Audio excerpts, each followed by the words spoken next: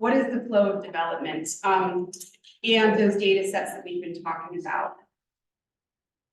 And the fact that this slide doesn't want to advance. Okay, there we go. So a little bit more about ACCD's program, quick high-level overview. So we group our programs into these three categories: protect, restore, and preserve. So the protection really speaks to the ties that we have to Pennsylvania state government through the regulatory work, and really the source of the data sets and the maps that we're sharing today. So our regulatory work, chapter 1 and 2 and 105, that's NPDES, National Pollution Discharge Elimination System, and our waterway encroachment. So basically, if Earth is going to be disturbed over an acre for any reason, federally state required permits come into play, and we issue those, we inspect those. And the purpose is to make sure that the stormwater controls work, that the soil stays in place, that the soil doesn't flow into the water and contaminate. Chapter 105, anything encroaching on a waterway or a dam. So if anyone's building, construction, just anything to do with impacting a waterway, we regulate that as well as the more agricultural sector programs around manure management and nutrient management. In our restoration work, restoring natural resources, we get into a lot of watershed planning, development, riparian buffer zone plantings. We do a lot in the ag sector as well. That's sort of the quieter part of our programming for today, but we do have significant programming in the ag and soil sector. As well as dirt, gravel, and low volume roads. It's a specific state program where the conservation district makes grants to municipalities to fix roadways, landslides, things that wash out in rain that impact stream health, a lot of culvert replacements. So that's popular with our municipal partners. And farmland preservation. Again, that's another county-based program we administer. It's paid for by the sin taxes, and the goal is to put farmland into preservation into perpetuity through conservation easements paid for by the state. So farmers agree to set aside that easement, and then they, in exchange, receive funding to do that. So again, to dive in just a little bit deeper, clean water is what we do, whether it's nutrients, whether it's soil, tending to the soil and where it is. We're all permitting. We are really, really interested in soil, and water. And so the clean water component is what is really behind the data sets. Again, looking at green infrastructure around the county that is permitted, as well as also the other portion, which is what are the permanent boundaries and where are the high development zones in the county and the sort of slower developed municipalities in the county. So I'm going to turn it over to Matt Gordon, who's our regulatory team director. He oversees the 102 and the 105, and that's the team that is out in the field inspecting those regulated programs. So Matt, thank you. Yeah. Hey, good morning, everybody. Thanks so much for being here. I'm Matt Gordon, the regulatory team director at ACCD. One of the programs I oversee is our chapter 102 erosion control program. So the Conservation District maintains a delegation agreement with the State Department of Environmental Protection to administer this program in Allegheny County. Specifically, the data we'll see today, program's about, it regulates earth disturbance. It requires people conducting earth disturbance to create plans, implement best management practices, control downstream sedimentation and erosion during construction, and after construction to manage post-construction stormwater management with rain gardens, detention basins, other stormwater control measures. So the data you'll see today, we're really using earth disturbance as that surrogate for development, where projects of development are occurring. It's a really broad bucket. We see utilities, new highways, transportation, local roads, commercial development and redevelopment, residential subdivisions. So a lot comes through under this bucket of regulation with earth disturbance. The state requirement for needing stormwater management plans and looking at stormwater controls post-development kicks in at 1 acre. So that's the data we have today. It's a busy program in Allegheny County. It obviously varies year to year. but we see several hundred applications each year with these types of developments and required stormwater controls associated with that. Under the delegation, we basically have 3 deliverables. We review plans and permits. We inspect construction sites and their erosion control, stormwater facilities, and we do education and outreach. It's also a unique position that we have, that it's countywide. We review these developments for erosion control, stormwater in all 130 municipalities. So the data covers the entire county, from major projects like the airport, Montana Expressway, to smaller ICO sheets, small subdivisions like that. It covers the entire county. So today we're making public and presenting on a specific 2020 to 2022 mapping data set. So we've mapped our projects, or disturbance boundaries, and associated stormwater control measures. We've been interested in analyzing some trends in these years by municipality, by watershed, percent green infrastructure use, things like that. We definitely wanted to get this out publicly and share it. Also, we're interested in hearing how this helps you in your organization, where there's partnerships, and what we're doing other outreach around it. We do use the data internally now for staff assignments, volume monitoring, some of our required reporting back to the state. We're really excited to get it out in public.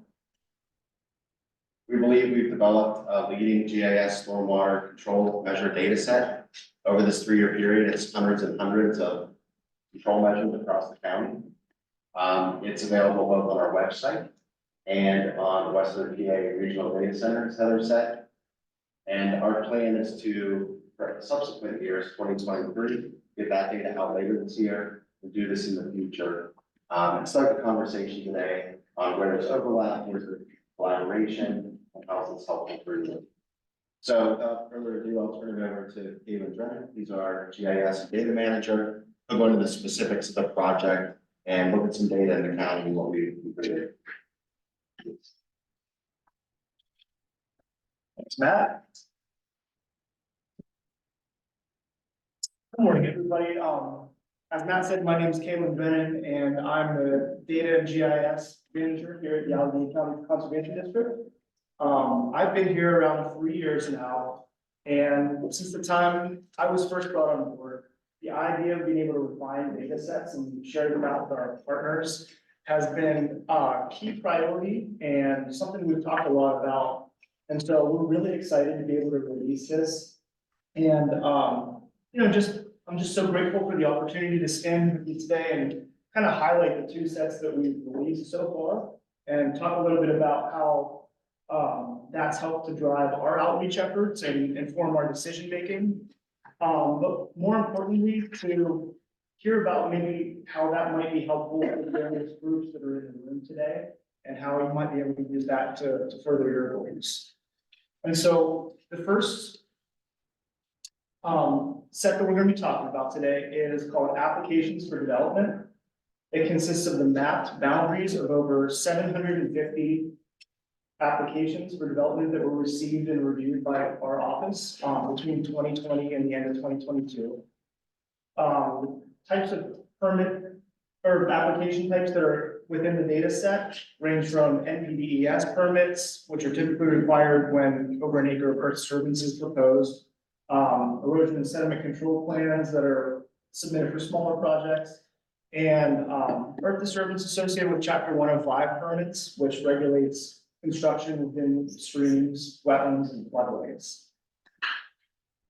So oftentimes during the construction process, development results in new buildings, roads, pavement, and these new impervious areas, as we all know, don't absorb rainwater in the way that their undeveloped forests and grasslands used to.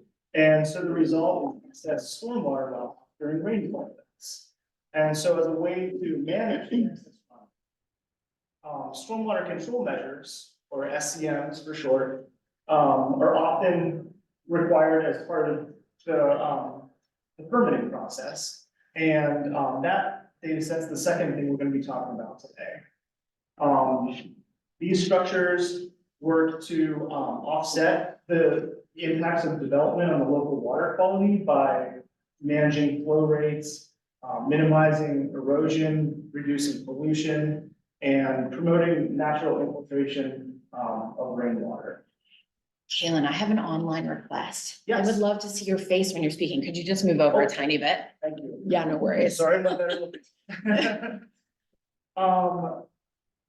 And so, yeah, so that's the second data set that we're gonna be introducing. And we, our data set specifically consists of implemented data or implemented SCMs. And we'll talk a little bit more about what that terminology means, a little later on. So getting into the development, data, the project boundaries, there's two different types of project boundaries that we map. And those are the permit boundary, which is outlined in red here, and the limits of disturbance, which is outlined in blue on this picture. And so the limits of disturbance is just exactly what it sounds like. It's the limits that all the disturbance associated with a project has to remain within. And so all the heavy machinery, bulldozers, excavators, all the buildings and development, all the new pavement, and even things like topsoil stockpiles and erosion control devices, they all need to occur within that boundary. The permit boundary can be the same as the LOD, but a lot of times it's made a little larger, and it can be like the parcel that the project takes place on. And so our mapping process is that when a permit is issued, we map the permit boundary, and when a permit's not needed, we map the limits of disturbance. So getting into some of the metrics that we track within the data, we tried to choose some attributes that we're gonna track over time, and we're gonna continue to update each year to keep the data set current. And as Matt said, our intention is later on this year to release the 2023 data. And in the future, future iterations, hopefully, based on the conversations we have today, we can think of some ways to even flesh out the data a little bit more and make it more useful for our partners too. So we're interested in that conversation. But right now, the development data includes plan identifier, which is either the permit number, or if it's not a permitted project, it's just a unique identifier that we use internally to refer to the project. The status, which indicates that it's been issued and authorized by our office.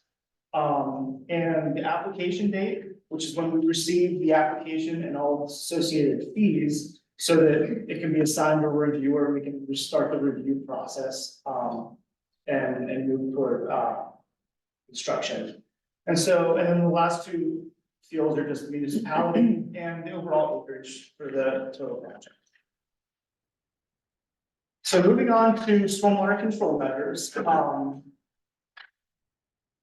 our data set consists of about 600 locations for stormwater control around the county, and that's just in these 3 years that we've released data for. And so these are locations all around the county that are actively treating stormwater every time it rains for the benefit of the local communities.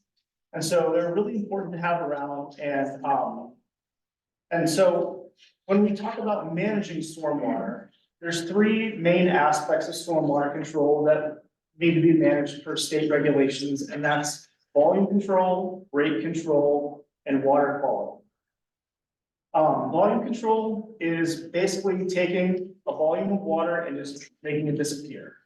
And that can be done either through infiltration into the groundwater table, through evapotranspiration, so using vegetation to uptake that water into the plant structure and give it off into the atmosphere, or by capture and reuse, so directing the stormwater to a cistern or something like that to hold and then use during dry periods. The first picture that you'll see on the screen is of a rain garden, and this is an example of a pretty commonly used SCM to treat volume control. Stormwater is directed to the rain garden, where it can be, they usually have really absorptive soils that aids in quick infiltration into the groundwater table, that are also nice and vegetated, so that they can get some credits for evapotranspiration as well. Rate control is managing the amount of stormwater over unit time that makes it to the receiving stream. And so the idea is you don't want all that water to get to the stream at the exact same time. It's like if everybody shows up at the mall at the same time, it's not a good thing. You want them to filter in throughout the day.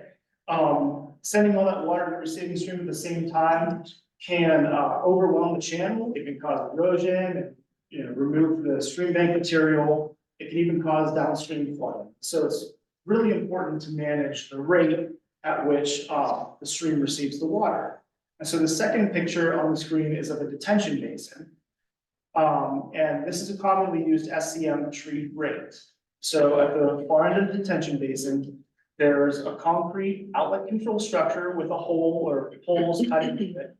And the size of the hole dictates how much water can be discharged out of the basin at any given time. And so it's a really good way to control the rate at which the ponds discharge. So during a rain event, the runoff is routed to the detention basin, the water level fills up. Where it reaches the hole, it's discharged at a known rate to the stream and continues to do so until it stops raining and that water level can recede as it discharges. And the last aspect of stormwater management is just water quality, specifically total suspended solids or sediment, phosphorus and nitrogen. And so the example we have up here is a water quality insert. This is a manufactured product that's installed in the catch basins that you see on streams and parking lots and things like that. And it basically filters out the runoff that's going into the catch basin and keeps those pollutants out of the receiving streams and out of our waterways.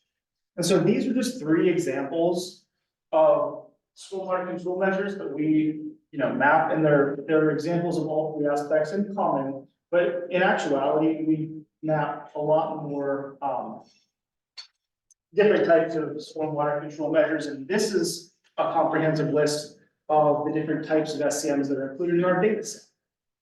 And so some of these can be designed to treat volume, rate, and water quality. Others only treat one or maybe two of these, but it's up to the design engineer to come up with a combination of different types of SCMs so that they can control all the rate, volume, and water quality that they need to fulfill the state regulations. And so I mentioned before that we have a data set that includes implemented SCMs. So I wanted to just give a real brief explanation of how we see a project from conception to completion to explain a little bit more about what we consider implemented stormwater control measures. So we receive an application, it's assigned to a reviewer. We do our ACCD review, and at a certain time, that permit will be approved. At this time, if the permit approval triggers our GIS staff to map the permit boundaries and the stormwater control measures that are associated with it. At this time, we consider the stormwater control measures to be planned because they're proposed and they've been approved, but they don't actually exist in the real world. And they might be changed a little bit during the process, and they might not actually be constructed exactly as they were proposed. And so the next step in the process is construction, and this is where we see a lot of changes post-permit approval. Maybe a contractor, gets on site and starts digging where you want to put a basin and hits groundwater.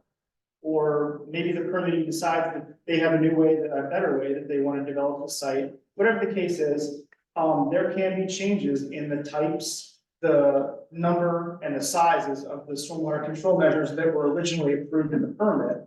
And that all comes to us as a application to amend the original permit. And so by the time we reach the end of construction, what's actually been implemented on the ground might not be exactly what we planned when the permit was first approved. And so once the construction is all complete, our office receives a written formal notice from the engineer. It's called a notice of termination. And it basically says the entire project has been constructed. All the stormwater control measures have been implemented, they're functioning correctly. And we then send out the inspector to do what's called an NOT inspection or a final inspection, where they not only verify that everything's been installed per the approved plans, but also they look at each one of the stormwater control measures to verify that, number one, they were constructed and they do exist in the real world. And also that they've been constructed per plan and they're functioning properly. And so if this is the case, we get to approve the NOT, the permit is closed out, and the approval of that NOT triggers us to switch the status of the SCMs from plan to implemented. And when we switch that status to implemented, we also incorporate any changes from the as-built plans that were submitted to us. We might, have to tweak the mapping and make things a little bigger or smaller, depending on how they were actually installed. We update the metrics as far as how many acres contribute flow to the SCM, how much volume is controlled by the SCM. And so the implemented data set is a much more useful data set because it reflects real life conditions as things were actually constructed. And so that's the reason that we share out implemented SCMs and not the plan. So this is just an example of like how the information comes to us as part of the NOT process. This is a form and it's just an example, but for this site, they would say, they're saying we have a dry extended detention basin on site.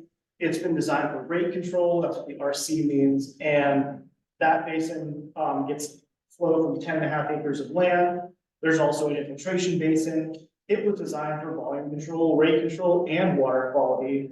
It receives flow from 5.8 acres, and during the 2-year storm event, that basin is going to eliminate 18,959 cubic feet of stormwater. And so these real life metrics are actually what's included in our data set.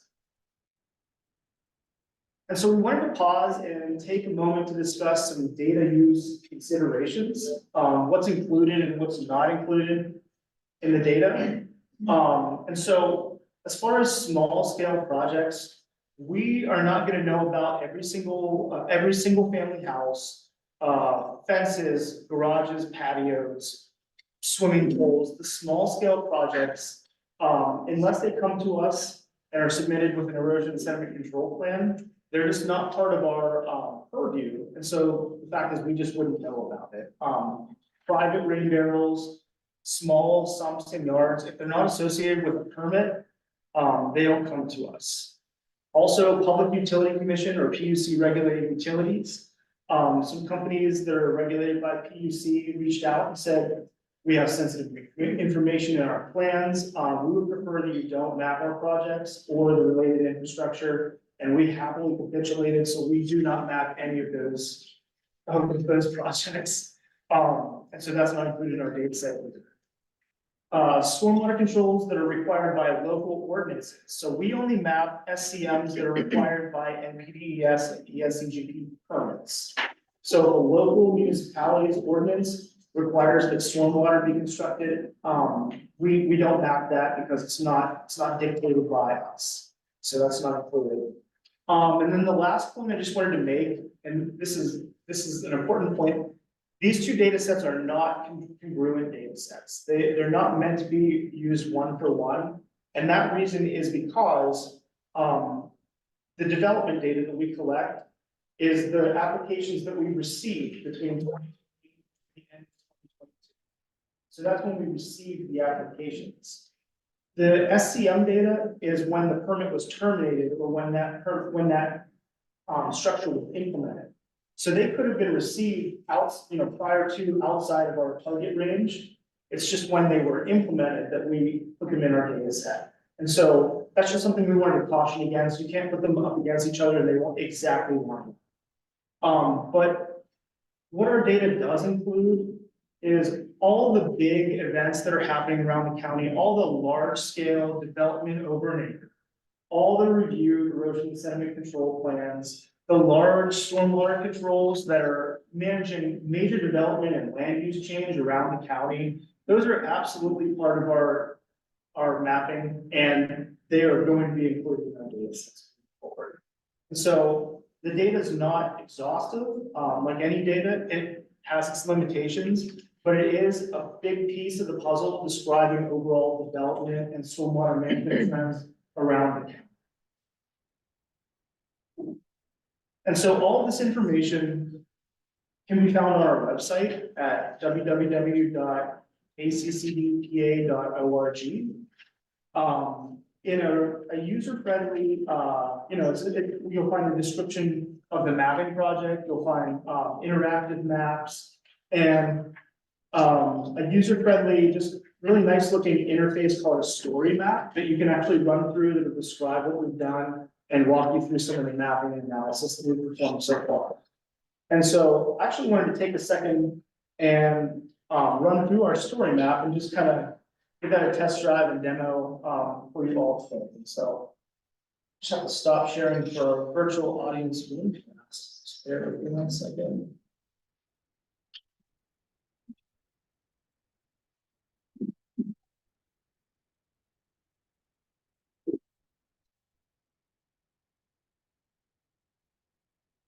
Okay, and I can reshare.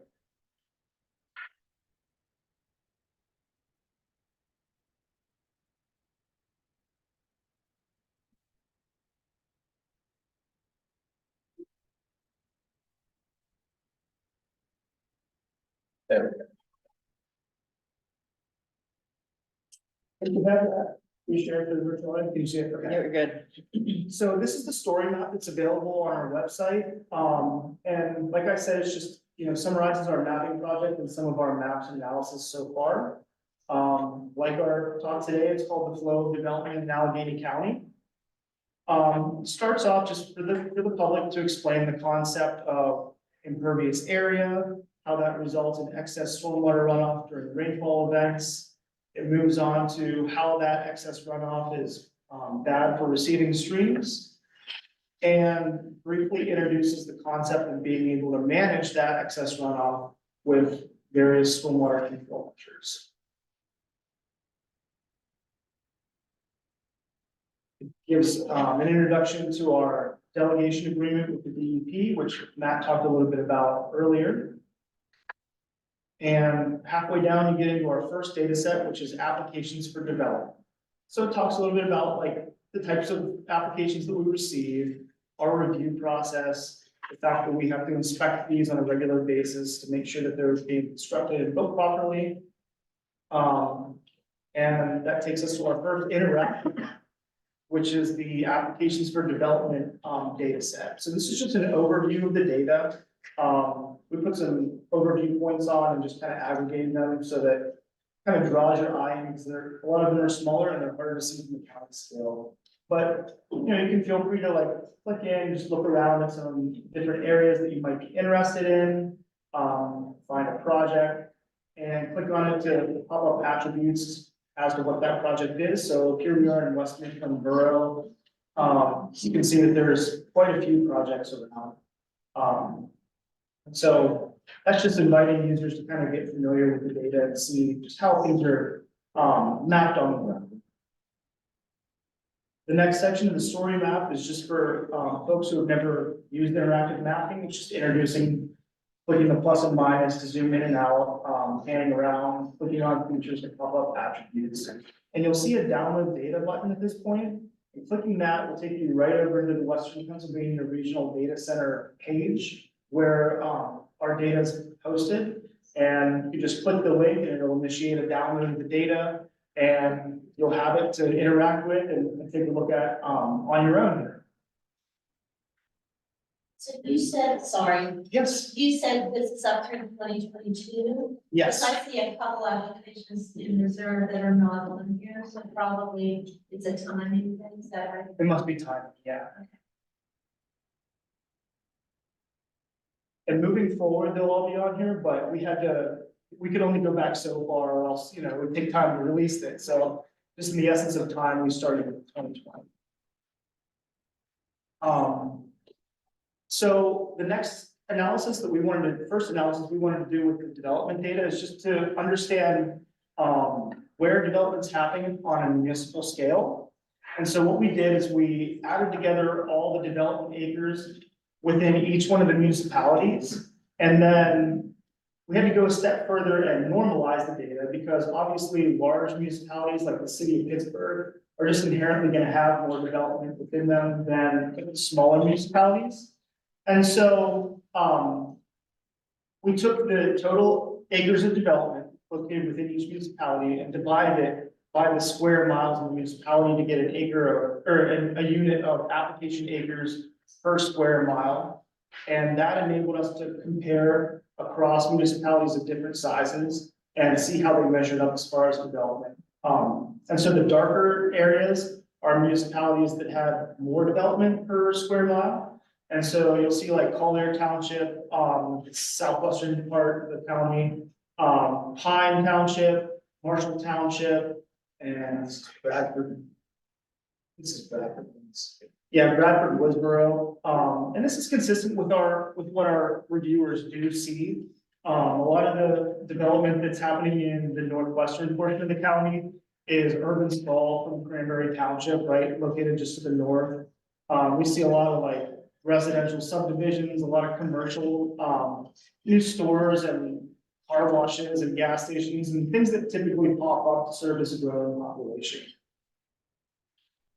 And then just for your reference, clicking in one time will populate the data, but we just wanted it to stay a little cleaner in your initial view, but you can actually go in a step further and look at the specific data within each municipality as well. We did the exact same thing on a watershed scale for some of our watershed partners to understand development that's going on, and these are HUC 12 watersheds, to understand development per watershed and how that stacks up against others. The watersheds that we found had the most development per square mile were Little Raccoon Run. We just have very headwaters, but flows out of Allegheny County into Washington County. And then we had Breakneck Creek at Conquenessing and Brush Creek of Conquenessing and Breakneck Creek in the northern part of the county that contribute flow up to Butler as well.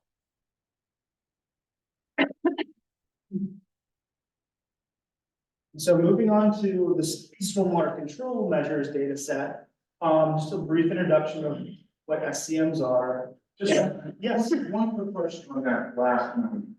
So you consider development impervious surface, or do you consider that hey, someone built a house on a 1 acre plot, that whole 1 acre plot is considered development? That's a great question. So if a permit's needed, it's the whole, whatever was submitted to us as the permit boundary. Okay. Not necessarily just the LOD, it's what was permitted. So it can be the entire parcel, but a lot of times it's the same as the LOD as well. If no permits required, there's obviously no permit boundary. And so we map the limits of disturbance, so that would be the actual disturbed area. Okay, and it would also include them, because I'm assuming they need a permit to put a township road through, that's obviously a need a permit, so. It'll need a permit if it's over an acre of earth disturbance. Yeah. Thanks. You're welcome. That's a really good question.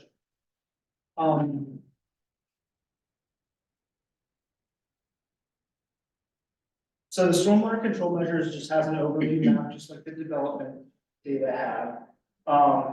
You click in, just check out some areas. I like to look at this. I just landed on this yesterday. This is actually a little area of development that has a couple of SCMs associated with it. You can see that there's a rain garden. It's implemented as of May of 2021. The city of Pittsburgh, it controls 0.19 acres of runoff. And it's been designed for rate control, volume control, and water quality. And during the 2-year storm event, this is going to eliminate 5,298 cubic feet of water. And so you can see there's a couple other SCMs that are associated. There's an underwater detention tank that was only designed for rate control, right? It wasn't designed for volume or water quality. And because it doesn't treat volume, there's not going to be a value for the volume treated. So it's always going to be 0. It's not designed for water quality or for volume control. But this site is, you can see right out the window. It's the Glass House Apartments right over there. I'm sure a lot of you knew that, off of Smithfield Street. And so I don't know, that's the reason why I kind of wanted to call this one out specifically. And take a look at some of the stormwater control measures that are associated with it. There's also a couple of water quality inserts that are drinking water quality. So again, we include a data download button right here that'll take you right over to the stormwater control measures specific data download with the regional data center. And a couple, analyses that are surrounding our stormwater control measures. We wanted to find out where these are located by municipality again. And this is important to understand because this will help us to engage with some municipal staff and let them know that, over the last 3 years, you've had a lot of stormwater control measures that were terminated and should be in your inspection schedule, to make sure that they're being maintained properly and that they're functioning to treat the overall stormwater and benefit the local water quality. And we did the exact same thing for watersheds as well, just to show where there's more development that's running through these stormwater control measures by watershed.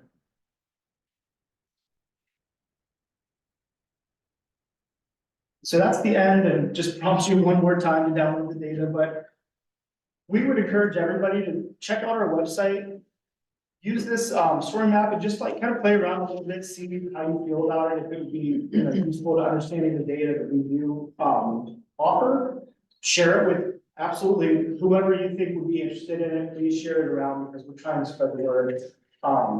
This data's out there. So Kaylin, while you're navigating back to the presentation, someone again online asked if the conversation between you and Mark about what the data actually is could be repeated. So Mr. Kritz asked if the data that was mapped is actually impervious surface. And Kaylin responded that. Yeah, so if what we map are the permit boundary, if a permit's needed, so if it's over an acre of earth disturbance and an NPDES permit is needed, we map the permit boundary. And so this isn't always necessarily the same as the limits of disturbance. It can be, it just has to be at least as big. So the LOD has to be completely within the overall permit boundary.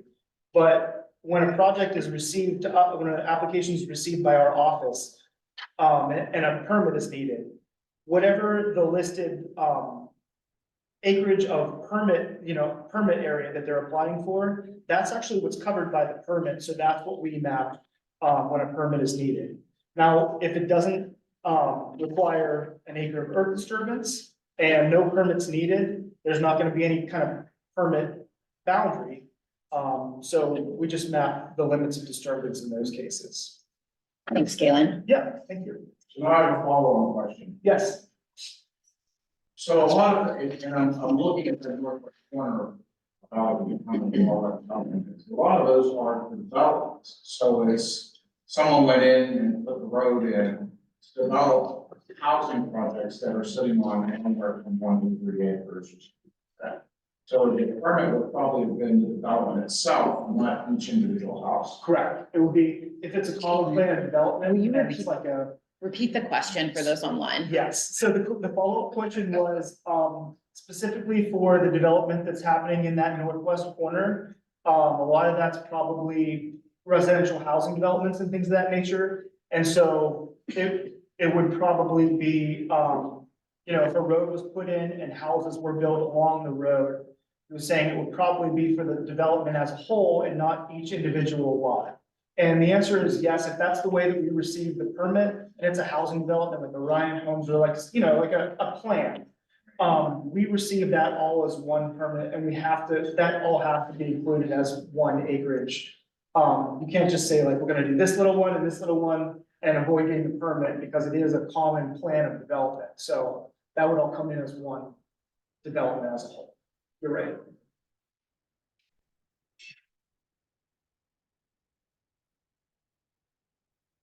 So are you gonna go back to the presentation, Kaylin? It's wonderful. I just needed to remember. And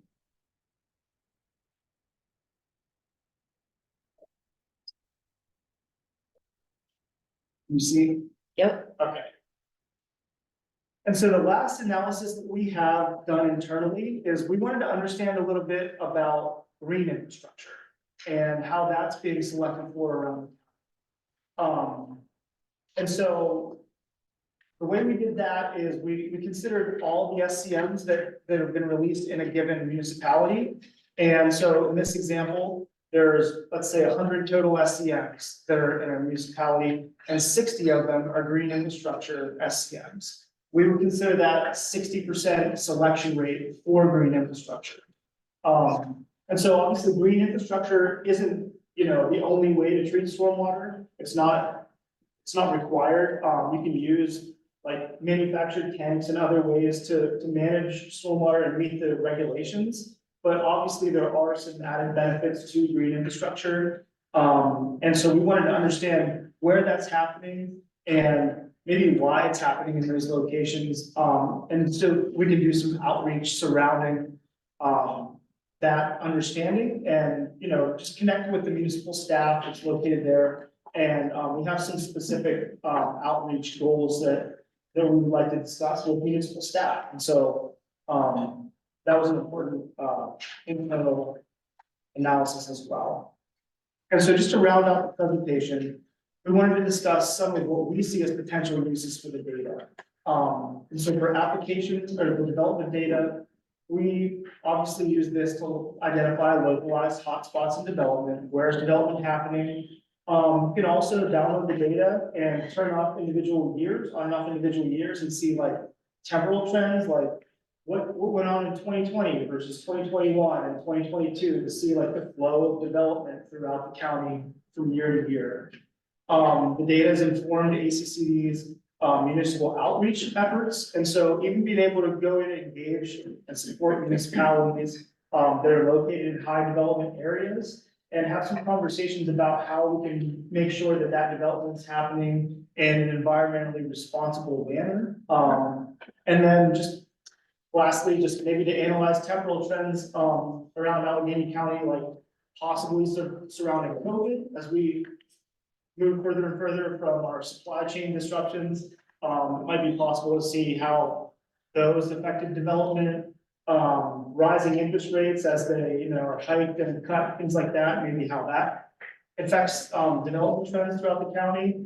And I don't know, maybe somebody's really smart and they use the data to make some algorithm or something that predicts future trends. We're releasing the data and we realize that everybody's going to see data through the lens of what they're interested in. And so we're just really excited to be releasing it and for it to be used by our partners. And lastly, stormwater control measures. So we absolutely want to share this with MS4 municipal staff. We envision municipal staff downloading this data each year to understand which SCMs and how many of them have been terminated in their municipality, so that they can put those on their inspection schedules, make sure that they're being maintained properly, and that they're functioning as intended. And also maybe even just like, what are the top 3 types of SCMs that are located within our municipality? Maybe they could do some staff training on those top 3 and, here's what to look out for. These are some key areas to, that might be problems for more efficient inspections. And then just identifying regional stormwater management trends. And then the ability to label SCMs as green infrastructure and study trends. If you have a lot of green infrastructure in your municipality, maybe, you're interested in training staff in the National Green Infrastructure Certification Program, or like getting some further education there as well. Yeah, and so, I'll just pass the mic over to Erin Copeland, our office. Wonderful. Thanks so much, Kaylin. So as everyone from our staff has said, we want to hear from folks who are in the room, but also folks who are online first, do you have any questions? And we'll just leave it there. Do you have any questions for Kaylin or Matt or Heather about the data or anything else related? And I see one hand went up in the room.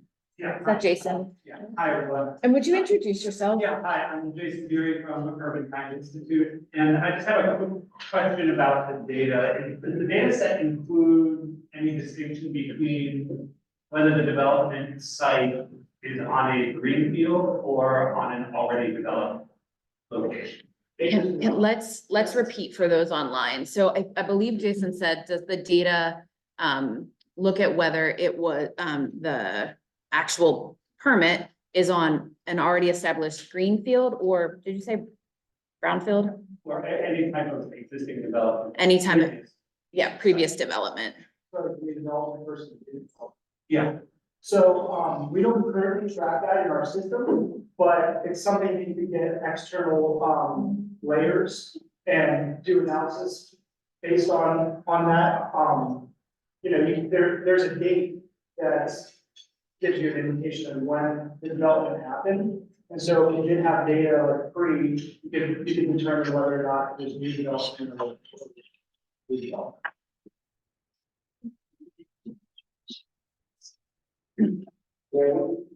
So we have a online data system called Practice Deeper. Conservation districts around the state have used it to run this 102 delegation.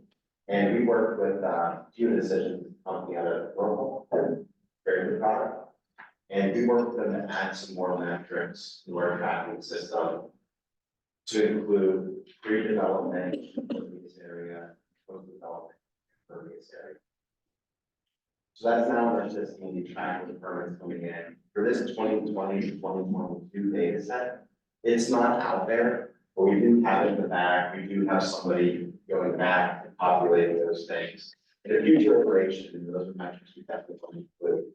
We did just kind of behind the scenes for interest. We looked at that before, and our definition of redevelopment, we used the disturbed area was 40% impervious. So you've got a 10-acre site, at least 4 acres of that was impervious in the permit. We consider that redevelopment, and it was, let's say roughly half. This was months ago, so we started playing with the data sets, the different attribute tables. But I think a future iteration, that's definitely something, some of the metrics we want to include down there.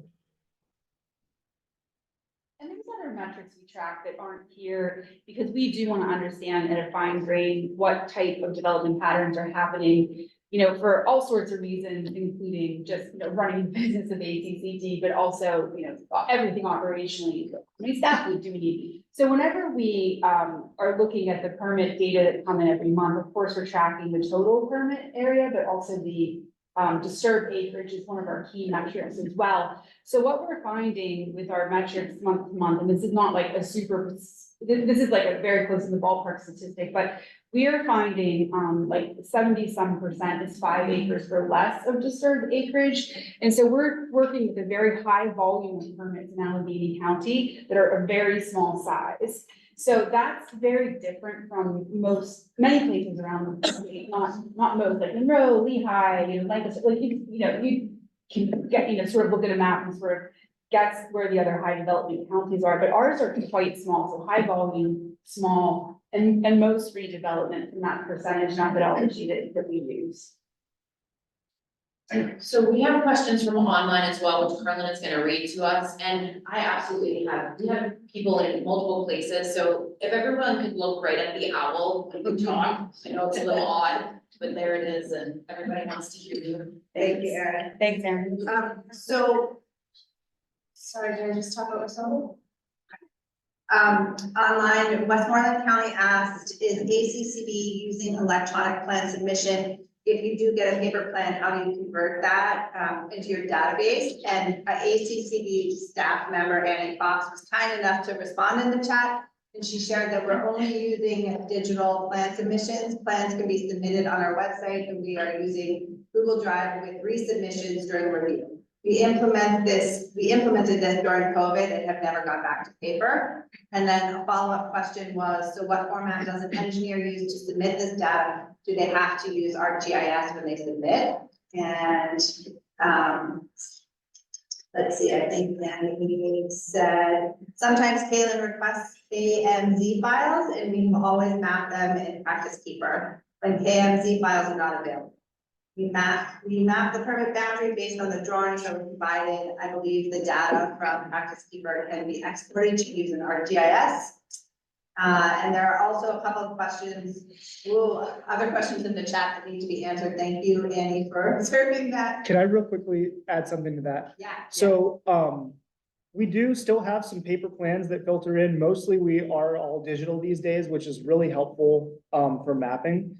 But our system is, I do go out and request a KMZ or a shapefile be exported from the line work in the drawing file. When a project is particularly difficult to map, like a long linear, pipeline, water line, sewer line, road, something of that nature. And it would just take like a whole day to map by hand. I will request that, and we've had a really good turnout rate of consultants cooperating and actually doing that, sending us like shape files and KMZs that we can then import into Practice Keeper.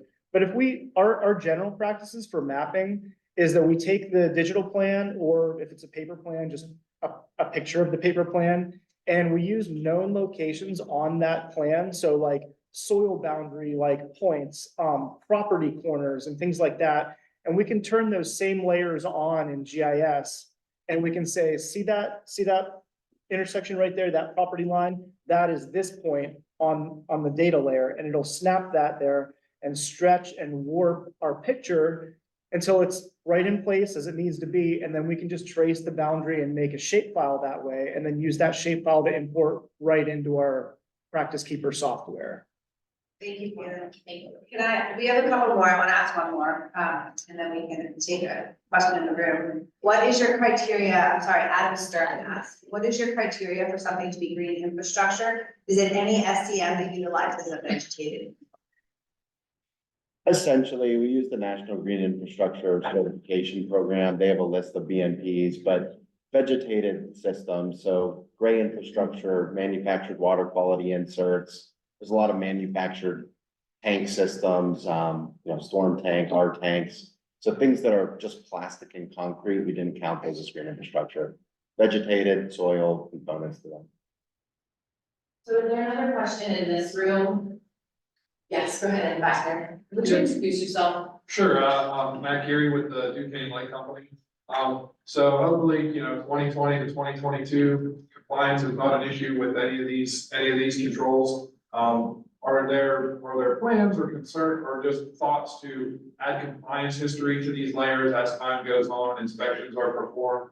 Thinking if I'm a downstream neighbor and I know the degradation in my stream quality, it might be an obvious thing to look up the watershed and say, hey, these guys up here got a violation, maybe that's the reason, et cetera, those kind of things. Let me answer, with that. Oh, repeat the question. So the question is, are we considering adding compliance history to this to help with upstream, downstream, conversations for planning purposes? So really logical question, and just a little bit, like a precursor to the answer, which I'll turn over, is that I just also wanted to say that our team has also developed what we're calling a streamlined watershed planning process, which essentially provides a municipality or community with a desktop version of a WIP, but in a much faster. So we've been doing development and proof of concept with the municipalities in Plum Creek watershed the last year and a half, and are looking forward to rolling that out. So that's like a stay tuned more there. But within that work, we're really interested in a deeper dive. So whenever there's partnerships in place, whenever there's perhaps pursuance of a grant application or facilitated conversation, those are opportunities where there is additional data that we can share, but that we might which we want to be have further conversations on what we put like very public facing here. And so I want to turn it over to you guys for the answer. I would short answer no. We haven't talked about adding inspection reports or anything like that with the stormwater control measures. The metrics we have now are acreage draining to them. Are they volume control, their rate control? If they're volume control, what's the cubic feet removed for the 2-year storm? But I mean, you brought up a use, right? I mean, it's public facing. So for a municipality, I mean, they could look at what are the 10 biggest stormwater controls in our municipality by volume treated. So maybe that's an area they understand These are large, they have large tributary areas. These are 10 priority ones to look at. For somebody looking for a property, I mean, they'd have to be pretty into data and go into like our website or Western PA regional data center. But they could download it and look at it. For Duquesne Light, looking at future right-of-way alignments for other developers looking to purchase a property, what infrastructure is already here. But at this time, we haven't talked about adding compliance history or inspection reports. And like Caitlin said, these are when they're implemented. So we go out, we're in the field, we look at the outlet structure, footprint, planting, orifice sizes, elevation at the bottom. Like we have inspected these, they're installed correctly and functioning. Yeah, and I think, just one other piece, which many of us in the room are very well aware of, is that, you bring up a really relevant point for planning students, being watershed planning groups and what might need to be known about environmental work that's happening. And so, we are very interested in those conversations and have those other tools, but, so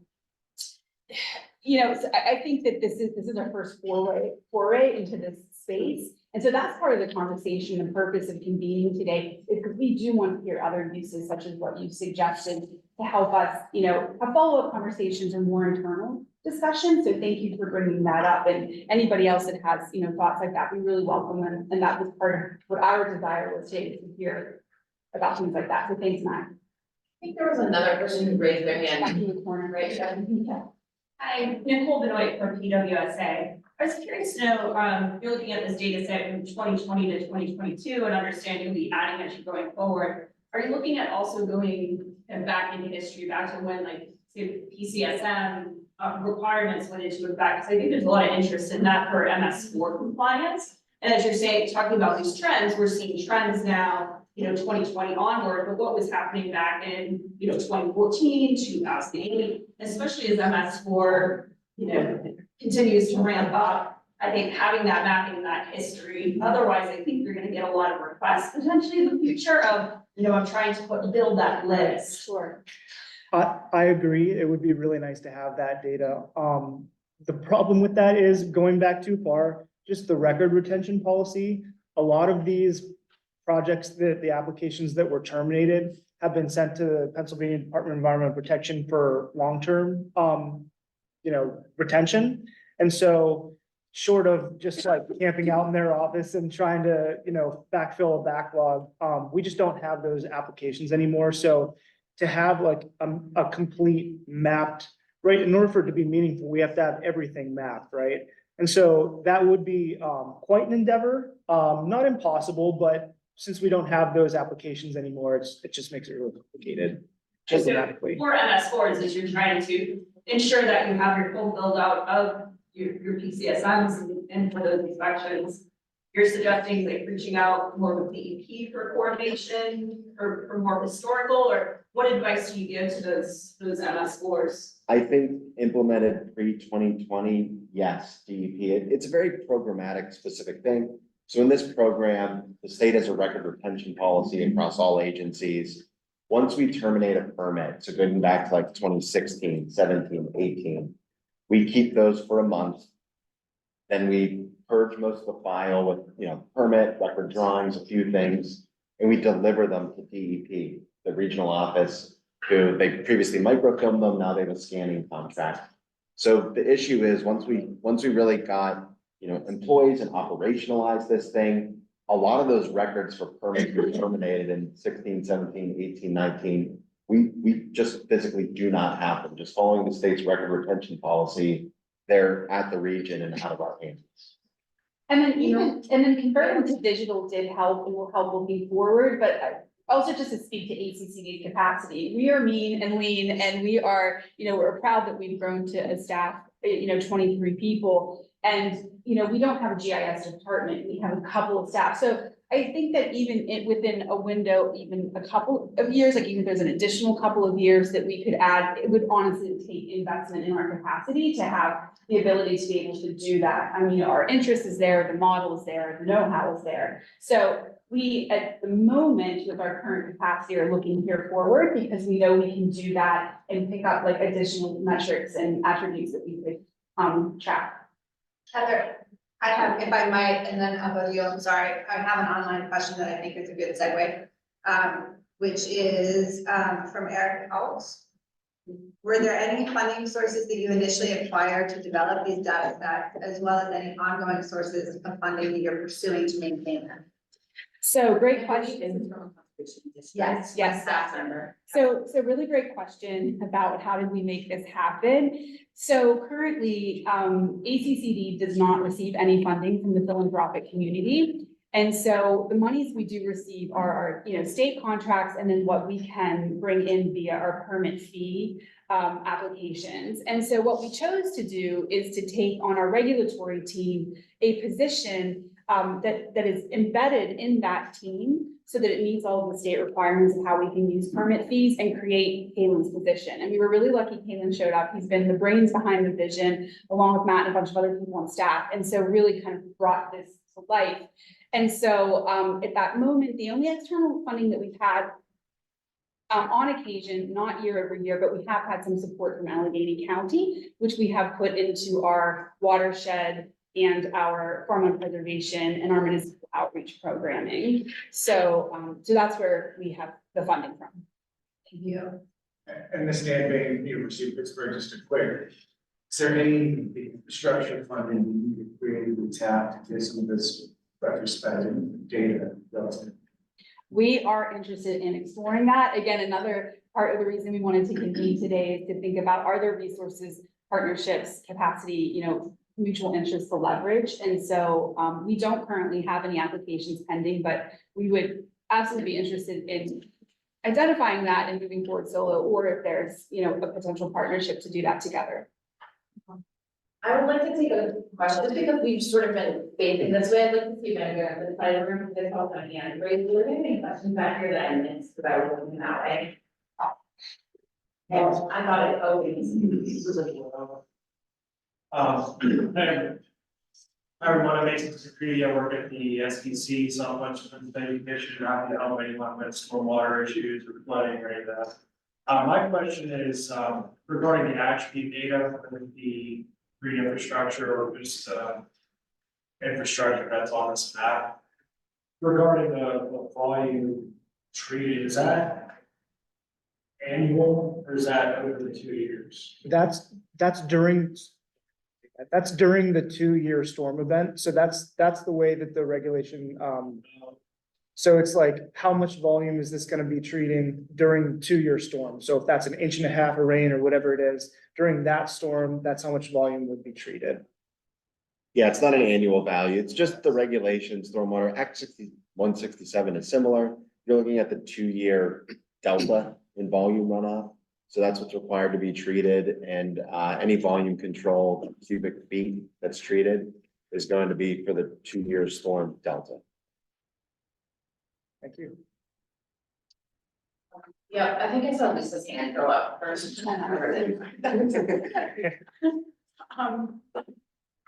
I think this is really great, and I really love that that we can spot trends. But my question has to do with being proactive. And so often, small nonprofits, small organizations with limited capacity, such as my organization, Watersheds of South Pittsburgh, we find out about these projects after the fact, after the permits have been submitted and approved, and there's absolutely nothing we can do to stop a project.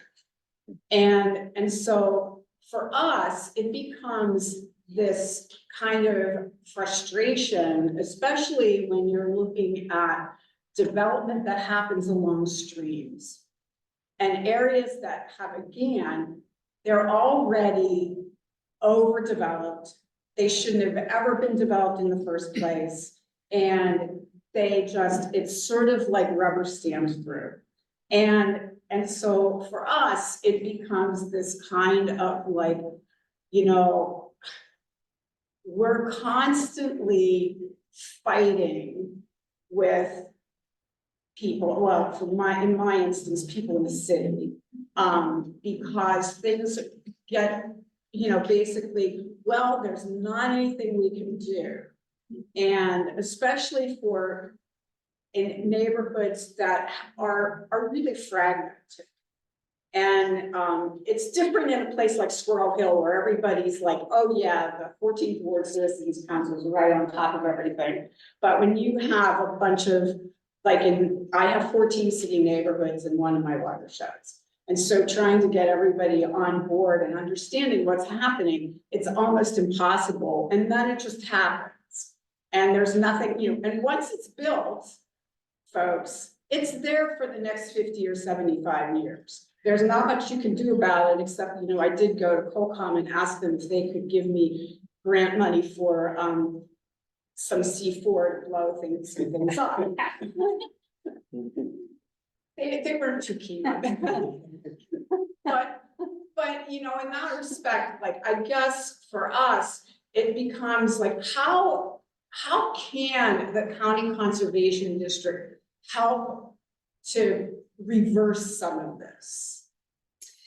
Reverse some of the flow of information or insert community efforts into regulatory processes. Inserting community efforts into the regulatory processes so that we can know, for an organization like mine, I have no idea that somebody's applied for a permit. You have this trends, you have this stuff. It's only up to 2002. Right. I have no idea what's being submitted for 2024. Right, so thank you for sharing those concerns. So I'd say, first of all, our stamps, like our checks, are not rubber, they do not pass, they do not stamp as such. So we take that, that mission and the law that goes all the way back to the Clean Water Act at the federal level and the EPA, we take that so seriously. Conservation don't exist without taking that seriously and taking the mandated mission and the delegation we've accepted from DEP to handle those, to the letter of the law and with absolute, just transparency and focus that the due diligence is done on all parts before it gets built, okay?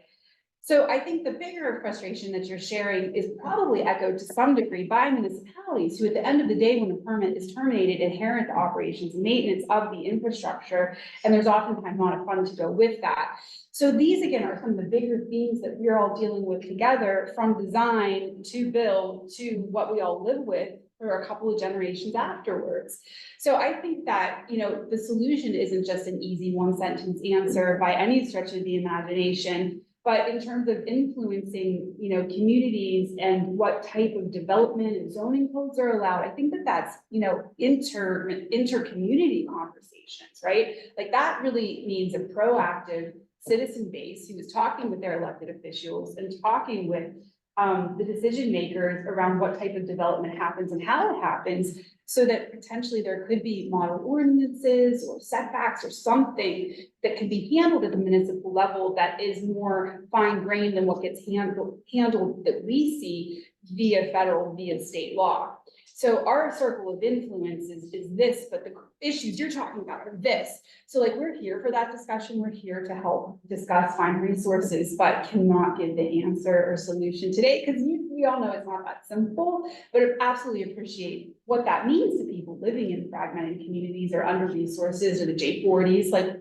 We get it. So that's where hopefully our watershed planning can be an ancillary service.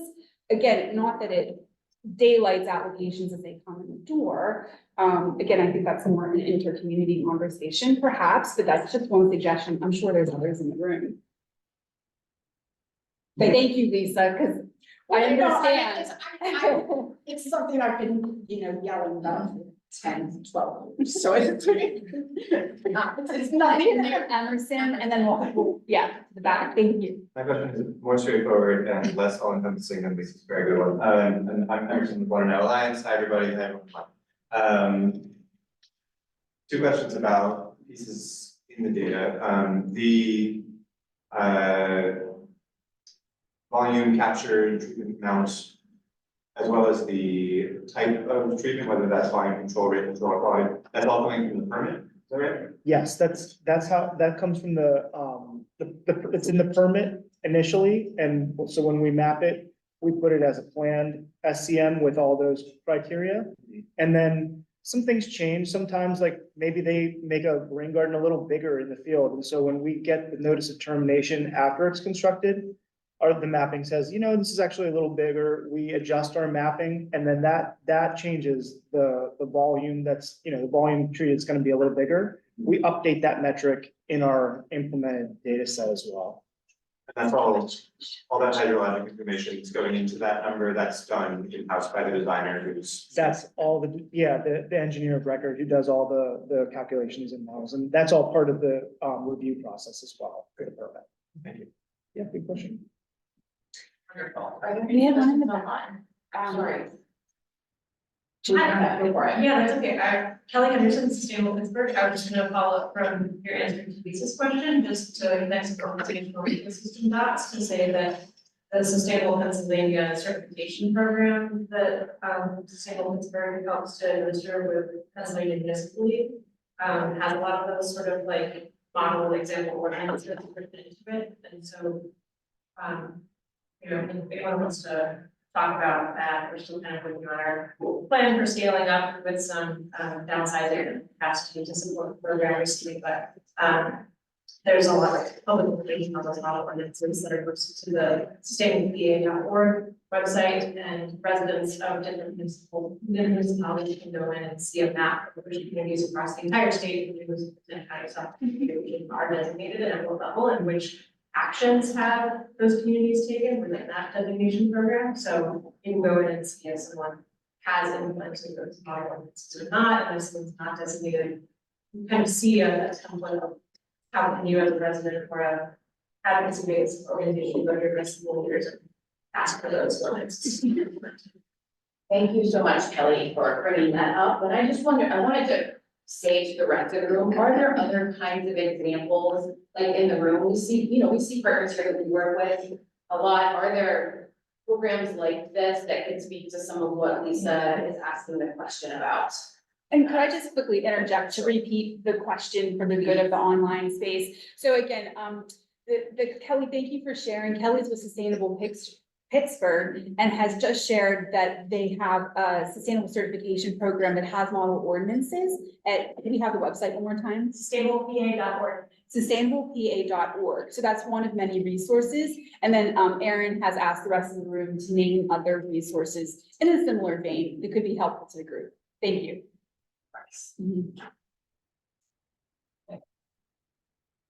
Does anyone have anything to share?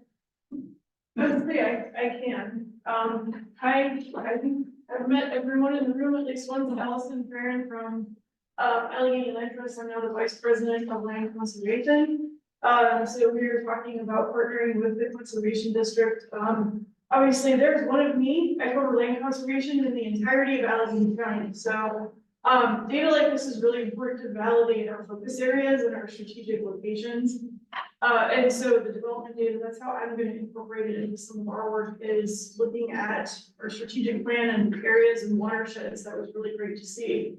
Right now they're aligning, which is fabulous. But additionally, we also try and do some municipal education outreach on, development in the right place in Allegheny County. Historically, it has not been. And we still do and are doing a lot of work on putting green spaces back where they should have been. I know there's been mention, at least we're staring at each other as I say that, but so yeah, we're definitely going to be incorporating the data into our work, but also working with many of you actually on some of this municipal outreach.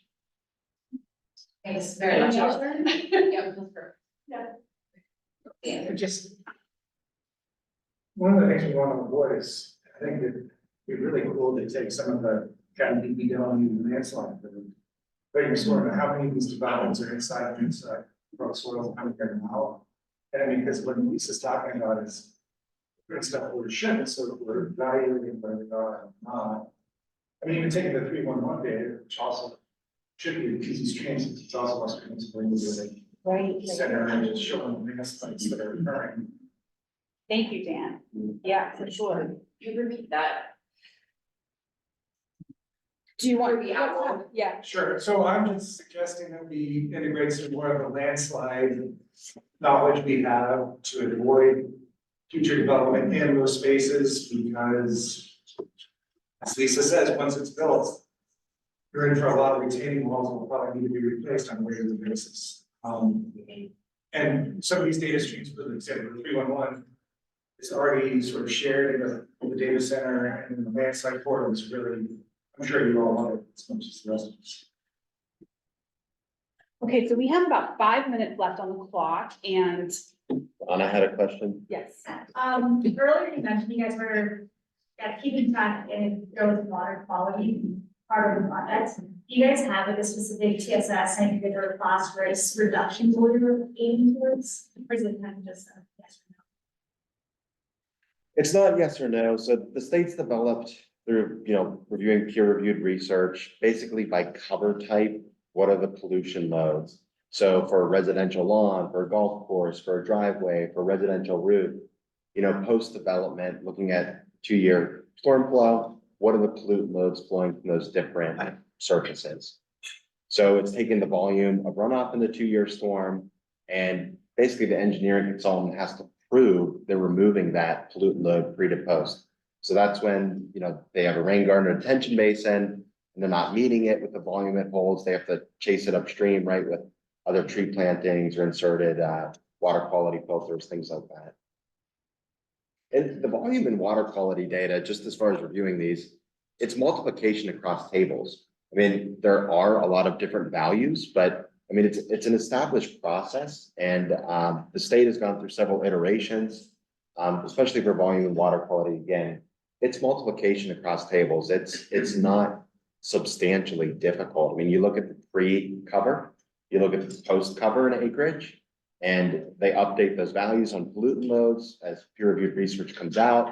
Villanova University, Dr. Robert Travers' lab, that's somebody the state has relied heavily on for updating those things in the current stormwater manual. We had a couple of comments online that I wanted to share. Alex shared, I'm a geospatial analyst for the Allegheny County Regional Planning Commission. Our organization, as a department of the county, serves municipalities in an administrative capacity. I'm looking for ways to offer similar data accessibility. I don't have an inventory like this yet, but with the future update of our county stormwater management plan, I'm hoping we can hire a firm to map existing SDMs and culverts. I'd love to document our permits with a database like this. Thank you very much. Nathan also shared, need to drop off, great presentation, thanks. And then Robert from the Western Regional Data Center shared, we'd love to be a part of the conversations about environmental data use and shared infrastructure here at the Regional Data Center. Wonderful. Thanks all for those comments. And so again, we hope that this is the start of a conversation with some, new folks or deepening with existing partners.